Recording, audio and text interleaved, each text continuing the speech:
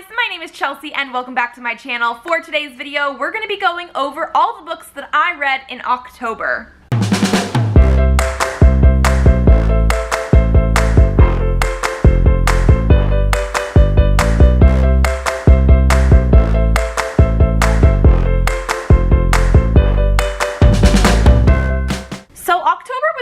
Okay reading month for me. I have quite a few things that I read. Not all of them were long novels or even actual novels. We did also have the Spookathon in October, so that is when I read, I want to say, a bulk of this stuff.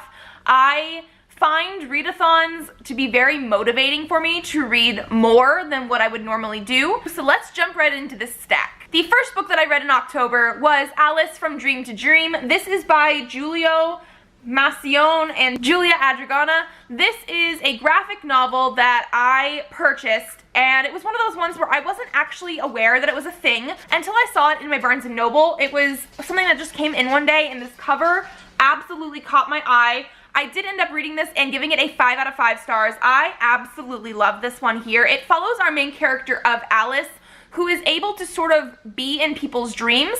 She ends up realizing this when she is in her brother's nightmares at night, because he's been having some really nightmarish sort of dreams. And it just sort of deals with her and her best friend and her going through this thing where not really everybody believes that this is actually happening for her.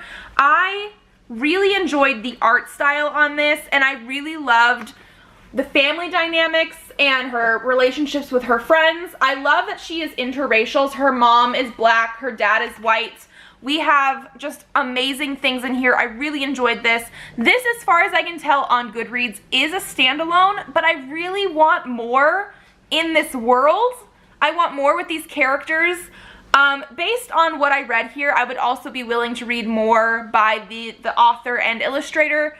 I just really enjoyed this one. If you guys are interested in a graphic novel that is a nice quick read, and I think it's more rated teen than some of the other ones that I read, this is a good one to give a shot. The second book that I read in October is After the Fire by Will Hill. This I did read as an ebook version, but you can get the physical book in bookstores as well. This one is one of those books that I wasn't too sure going into it what I was going to think. It reminded me a lot of The Sacred Lies of Minnow Bly by Stephanie Oakes, because it does deal with a girl who is living in a cult, and then the stories are basically dealing with her life afterwards. So I did see some, I guess, parallels, or they had at least some of the basic premises the same, because we did have that basic thing happen. Both books deal with the girl coming out of the cult because of a tragic event there.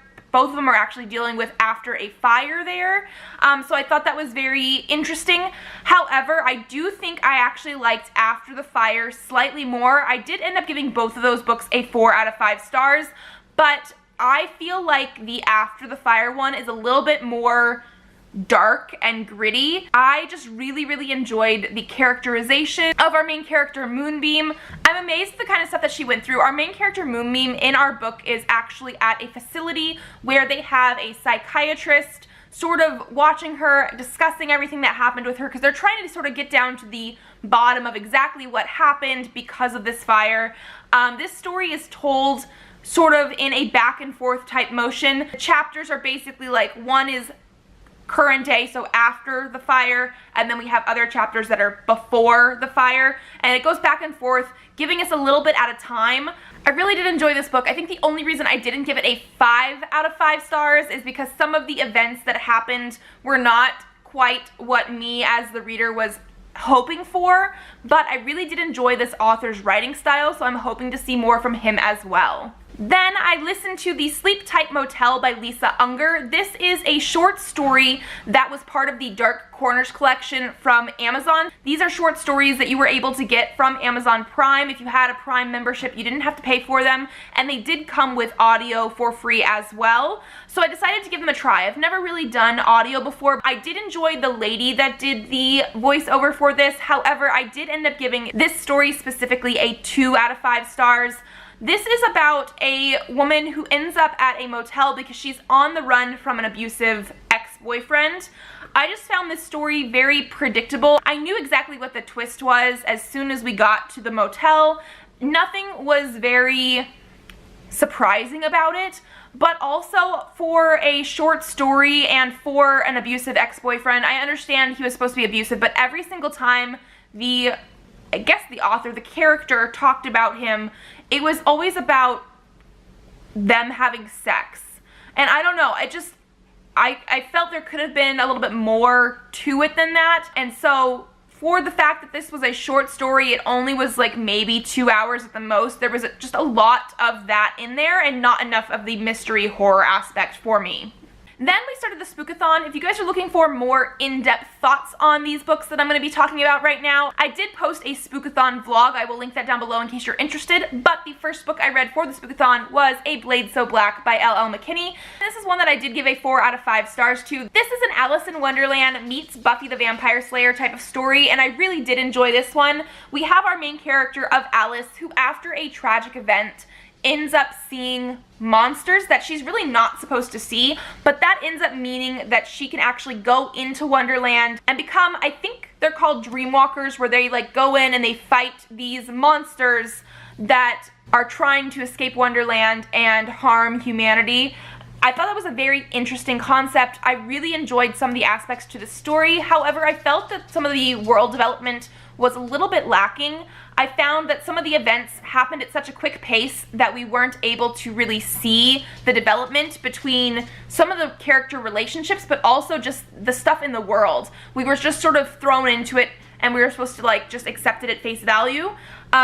This also ends on a pretty big cliffhanger, and so far on Goodreads I don't see anything about a sequel. However, I'm really hoping for one. I really do want this author to expand more of this world and everything that's happening to these characters.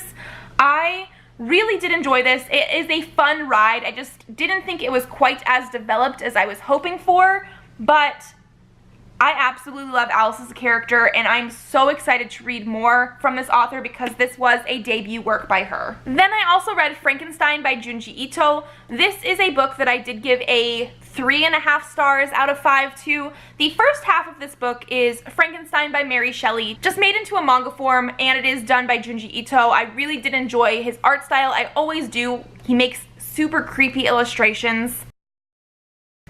And I do feel that they fit the story pretty well. I just feel that the actual story of Frankenstein, which I would have given 3 out of 5 stars to, is not really my thing. I feel like it might be because it's a classical novel.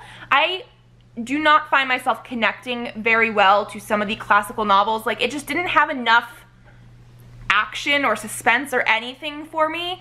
But I really did enjoy the style that Junji Ito brought to it.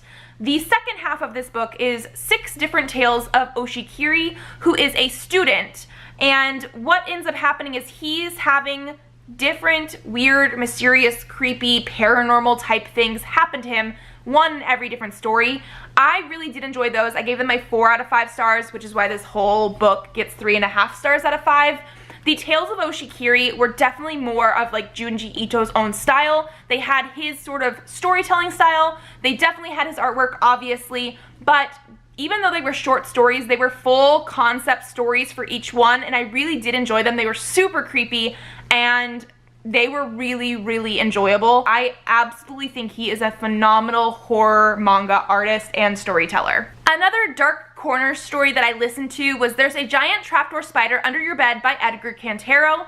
This I did give a 4 out of 5 stars to. This one I found to be one of the more enjoyable stories in this short story collection from Amazon Prime. This one follows some kids. I don't know exactly what age they are, but they seem to be able to manifest sort of nightmarish type things, and one of them happens to be a giant trapdoor spider under the bed. There are other things that happen as well, like the darkness in the room is like antimatter. It was just a really enjoyable, sort of fun, quirky horror suspense type of story, and I really did enjoy it.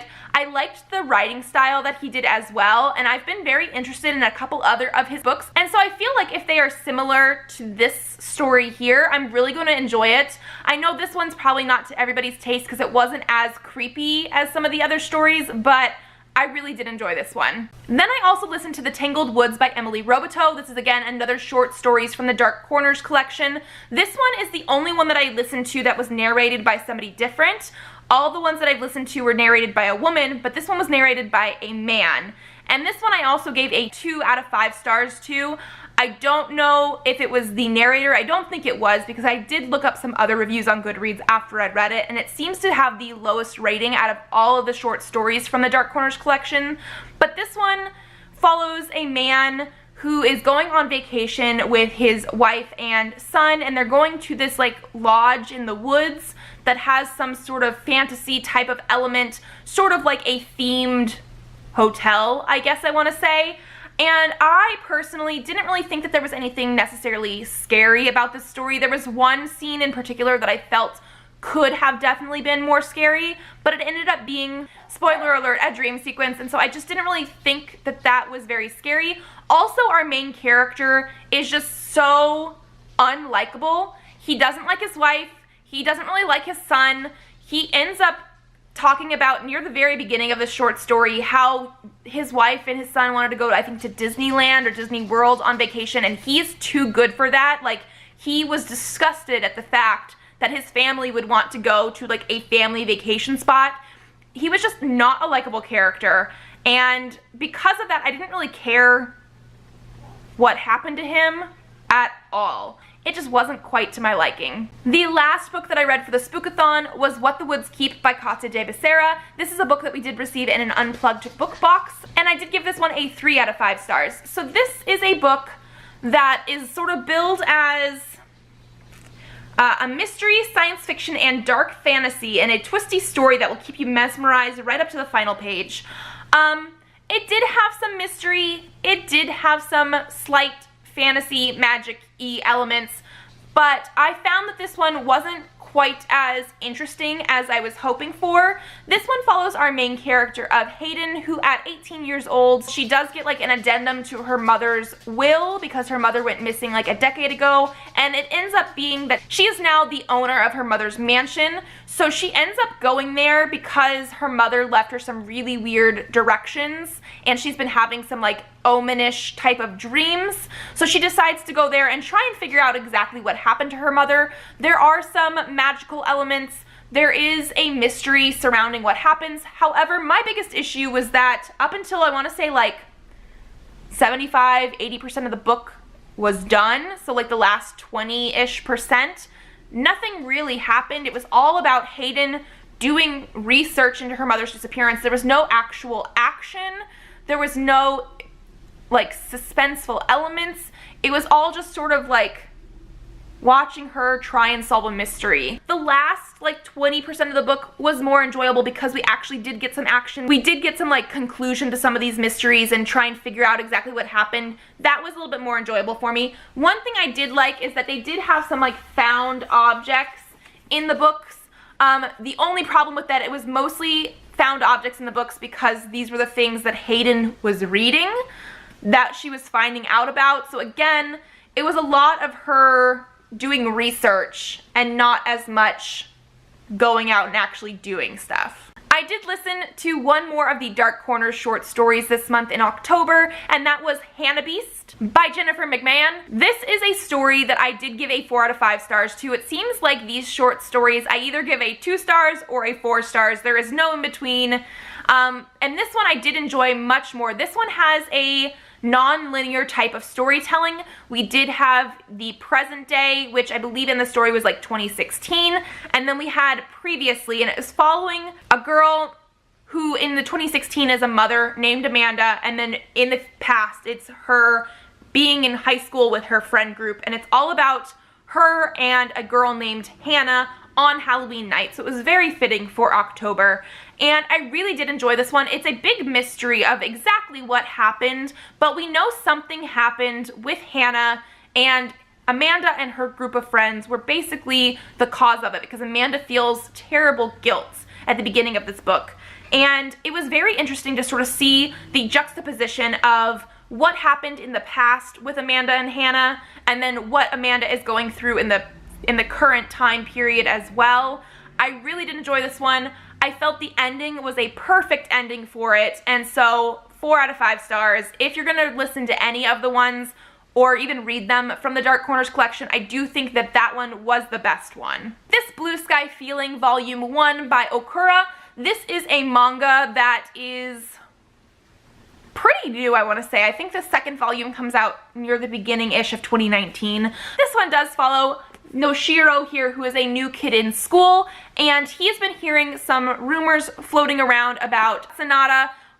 He's sort of getting bullied because the other boys in school think that he's gay. So this is all about Noshiro sort of coming to terms with if this is a true rumor or if it's just a fake rumor, if he's okay with that, if he's not okay with that. This is set in Japan, so I do feel like the cultural aspect of it is definitely going to be different than here in the United States. So that is something to keep in mind as you're reading this. However, I do think the relationships between the friends and everything going on in here is super, super adorable. I'm very interested to see what is going to be happening in the second volume. One other thing I do have to specify in here, because again, I feel like it was probably because of the cultural aspect. I've seen this happen in other mangas from Japan that have more of a LGBTQ type of storyline, but it is, I want to say, a little bit creepy, which is part of the reason I gave this a 4 out of 5 stars instead of a full 5 stars, even though I did enjoy the storyline.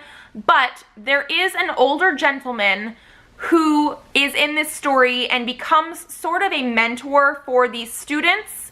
However, it is in a way that could be construed weirdly. Like, he doesn't know their family. Like, it's not a family friend. This is just an adult guy, he's in his 20s, who's talking to these, like, I want to say they're like 16 or 17 years old, and it is a little bit weird, especially when you consider it like if you were reading it here in the United States. I'm very interested to see what other people feel about that part of it as well, because I do think that is something that is very cultural compared to here. The next book I read is by some of my favorite authors. It is going to be Lightning Strikes by Ripley Proserpina and Rebecca Royce. These are authors that I have read series from separately. So they have done separate series before. I've read Ripley Proserpina's Midnight's Crown series, and I've talked about that on my channel. I've also read her Searchers series and really enjoyed that. And then I've read Rebecca Royce's Wings of Artemis series, which is like a sci-fi series.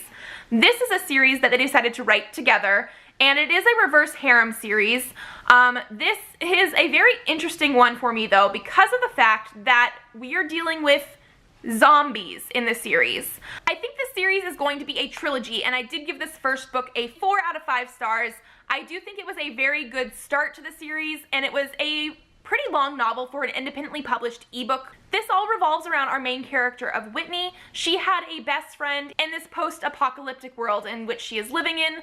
However, he ended up getting bit by a zombie and changed. That is the start of our story, and then we end up realizing that there are some zombies that can come back and take control of their own mind and not be the mindless, like, flesh-hungry zombies that we know.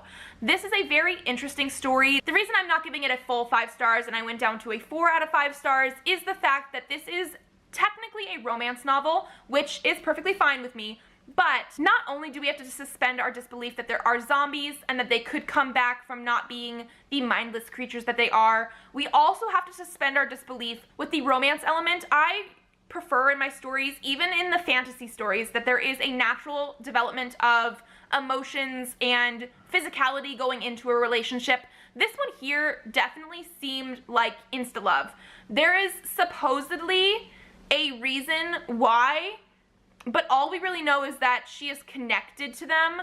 It's not anything specific. I'm hoping it gets developed more in further books because of the fact that we literally are just sort of, here is your zombies, and all of a sudden they are all in love with her, and there's no jealousy, none of that whatsoever. And I do prefer character dynamics where you get to see the relationship happen, even if there are going to be some struggles along the way. Everything else of the story was very enjoyable. It had some action, it had some suspense and some mystery. It was really, really good. I just feel like the romance element was not quite as believable because there was no build-up. It was just one and done. Here's your romance. I'm really, really hoping that they develop this more because I'm pretty sure we get 2 more books in the series. Otherwise, I really, really enjoyed this. It was a very interesting take on a zombie romance, and I'm very excited to see more. Then Then I also read Skyward by Joe Henderson. This is a book that I absolutely loved. I gave this a 5 out of 5 stars. This is our first volume in a comic bind-up graphic novel series. I do believe we're going to get some more in 2019, and it is currently ongoing with comic issues. But this is all about a world where the gravity is not as much as it used to be. So now it's like there's light gravity. They can sort of like glide and fly through the air without much effort. And this is a very interesting sort of sci-fi-ish type of story. I was very intrigued by it, and I really do enjoy our main character here. She has become sort of a like mail carrier, and she gets to like fly around and do this. Her dad is also one of these scientists that predicted that this low gravity thing was going to happen, and there ends up being a very big conflict in here because of what her father used to do. I really did enjoy this story. I love that our main character is a woman of color. We also have very diverse cast in here. There's another side character who is an amputee, I'm pretty sure. I don't know if they've actually specified, but he is missing both of his legs below the knees. And I'm just very excited to see exactly what's going to happen next. Again, because it is comic issues and this is a bind-up of the first, I want to say 4 or 5 collection of 1 through 5. Because it's a bind-up of the first 5 issues, we definitely end on more of a cliffhanger, and I'm just so interested to see more in this world. And I also really love the art style on here. It is so perfect. I'm in love with this one. This is amazing. And then the last book that I read this month is Escape Journey Volume 1. This is by Ogretsu Tanaka. This is a boys love manga. And the reason I ended up picking this up is because I saw another booktuber talk about this. And they definitely talked about it in a negative way. They gave it like 1 out of 5 stars. But I have read some boys love before. It's been years, I want to say. But the actual premise of the manga caught my eye. This is about these 2 boys here who were boyfriends in high school but ended up breaking up. And then they meet again their first year of college, and it's sort of a will they or won't they get back together type of story. I think that storyline would have been a perfect 5 out of 5 for me in this format. I did end up giving this a 3 out of 5 because of the issue that made her give it a 1 out of 5. So again, we did talk about one other manga this month, and I mentioned the fact that in Japan there are some other societal norms that are definitely different here. And while this is not a norm, there is definitely a cliche, I guess I want to say, in boys love manga, and this is part of the reason I have not read some in a while, is because there is almost an expectation that there is going to be rape in boys love manga. So there is some in here. I want to let you guys know for a trigger warning. I did not enjoy that scene. I feel personally that it was very, very out of character actually for the person that was doing it. But I've seen it a lot when they're trying to have like establish who is the dominant character, that's how the authors end up doing it, which I do not think is a good thing. Besides that one part, I really did enjoy this story. The character that ends up doing that, as soon as that's over, is super lovey again. And I feel like because of the way it happened in here, it was so out of character. So I think I might end up reading the second volume just to sort of see exactly where this story is going to go, because besides that one issue, which is a huge issue, which I completely understand why she gave it a 1 out of 5 stars, especially with her never having read boys love before, I did like it. But I can't give this a 4 or 5 stars because of that issue. It was a huge thing. So yeah, 3 out of 5 stars. If you're going into this, know what you're getting into. So those were all the things that I read in October. If you guys like this video, give it a thumbs up to let me know. Leave me a comment down below letting me know if you've read any of these books or if you have any suggestions on what I should read next. Subscribe to this channel if you would like to see more videos. I do have videos up every Monday and Thursday, so I will see you then. Bye!